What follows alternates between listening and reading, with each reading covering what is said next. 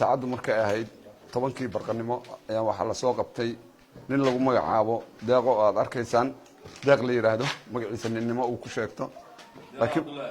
laakiin magaciisa dhabta la yiraahdo deeqo Cabdullaahi Aadan oo in muddo magaaladan ku noolayd oo matalaysa inay nin tahay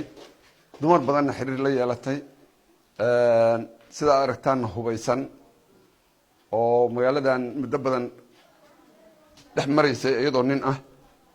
waxaan ku guuleysanay inaan helno muddo dheer ka bacdi inaan gacanta ku soo dhigno deeq oo magaciisu deeqa yahay baaritaan dheer ka bacdi waxaan ogaanay inay tahay qof haween ah ujeedada iyo danta ay kala hayna wali hadda baaritaan bay ku jirtaa waxaan noo cadeeyay ciidanka booliiska haween baa ku jira baaritaan ay ku sameeyeen baa waxa ka soo baxday inay tahay qof haween ah waxaani waa waxay u isticmaali jirtay nin ahaan oo qalabka ninkay ka dhiganaysay dhexdu ugu xirnaa markii baaritaanka lagu sameeyeen waxa ka soo baxay in waxaani ay nin ahaan u isticmaalaysay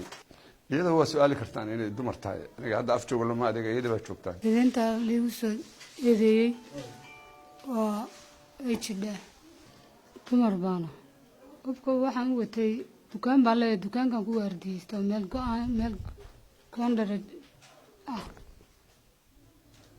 qofna kuma dilaan qofna wax kuma yeelo gabadhan gabar cunug iyo ayadoo nafteeda haligaysa baan gurigeyga keenaan